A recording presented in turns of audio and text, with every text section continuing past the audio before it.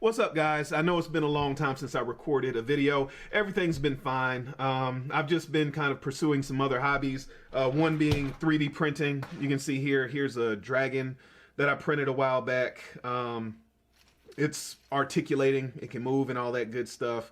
These were also printed and they just kind of fit down in here pretty tightly, but you guys didn't come to hear about 3D printing.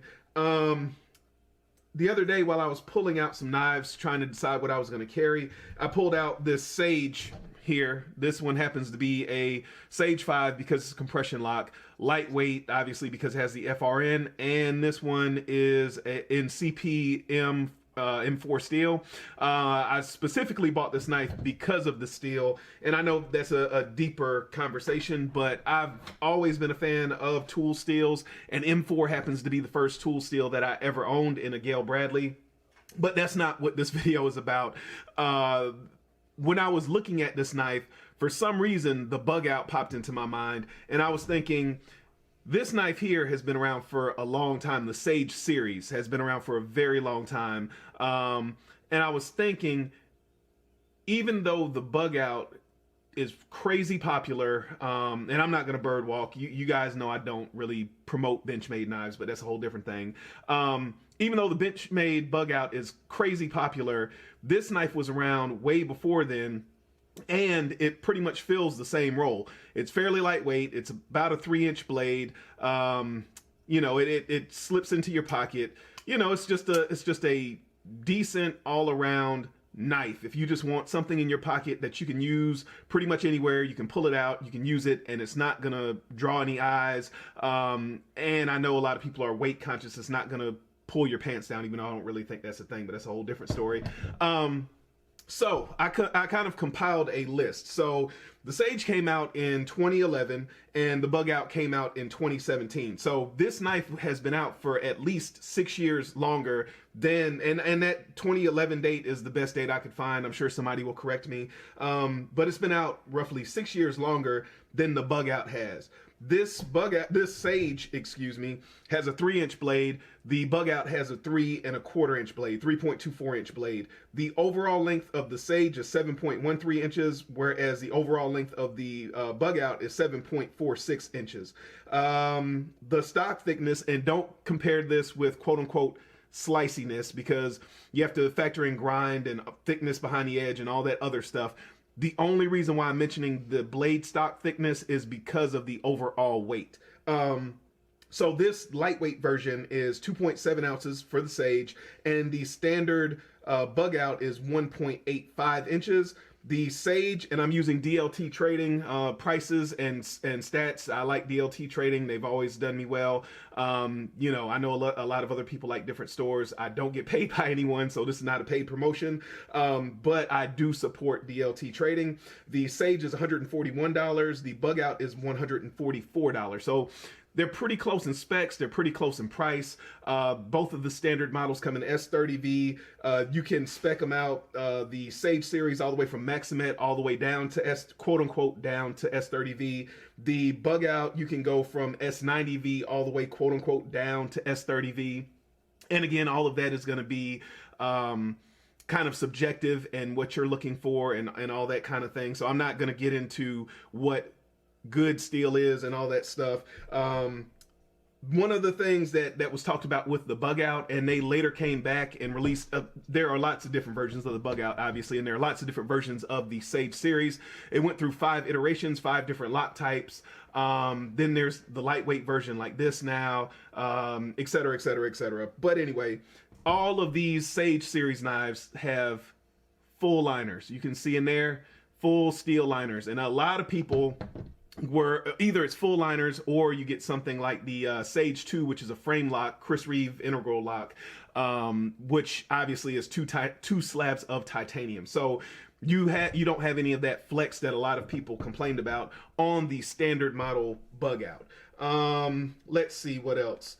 Yeah, multiple lock types, as I mentioned. So that's something else I think kind of could sway things in the favor of the Sage series. Even if you like that Axis style lock, you have the ball lock that you can get as an option on the Sage series.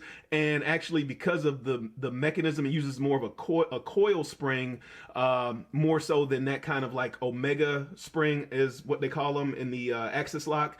And we all know the Axis lock springs, they eventually break. Those coil springs, think of like a spring in a ballpoint pen, a clicky pen. Those springs tend to not break. They may wear out, they may, you know, have less pressure over time, but they don't tend to break. So again, I think that's something that you could make as a case for the Sage series. You have not only the different variations in lock, not only the different variations in handle material, but then you also could, if you like the Axis lock, you could get something very similar to the Axis lock, but with an arguably quote unquote better design. Now the thing that I do think sways in the Bugout's favor is the blade is more slender on the Bugout series, which gives you a thinner closed package. You can see here, this knife is a little bit chunky when you close it up, but that's because of that broad leaf-shaped blade. And also that kind of brings us back to the weight. You've got a broader blade here and a thicker blade here. So you've got less than an ounce of weight difference. Like I said, the standard lightweight model is 2.7 ounces. The standard Bugout is 1.85 ounces. So you got about 0.85 ounces of a difference here in weight. Now, if you're the kind of person that's going to lose sleep over an ounce, the answer is pretty clear. But I personally, and I've had this argument before, I personally don't think an ounce here or there is something to really lose sleep over, in my opinion. So that the extra blade, I think, contributes to some of that weight. I just thought it was an interesting comparison, thinking about things. The Bugout has a deep carry clip. Lots of people love this wire clip on the lightweight. Now, yeah, all of them have the wire clip, actually, now that I think about it. So a lot of people love the wire clip. It also is deep carry, as you can see there, quote unquote, fold over. So I don't know, just something I thought about. I'd be interested to hear you guys' thoughts.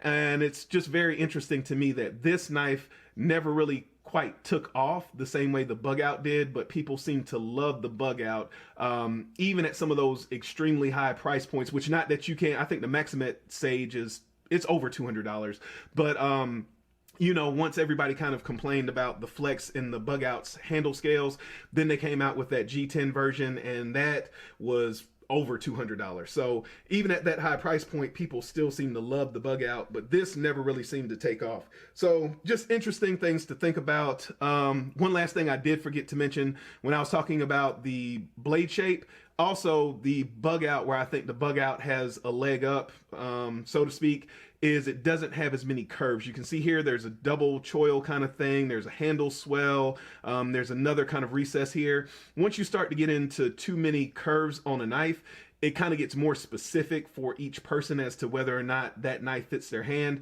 whereas something that has straighter lines tends to be more comfortable for more people. So I do think that that is another place where the Bugout shines. But I'd love to hear you guys' thoughts, and those were just some of the thoughts that ran through my head as I was looking at my Sage series knife.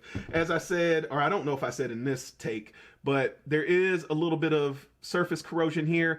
I'm about to record another video, and we're going to talk about this big bad rust monster everybody's always talking about. Catch you guys in the next video. Remember, a lazy man carries a dull knife.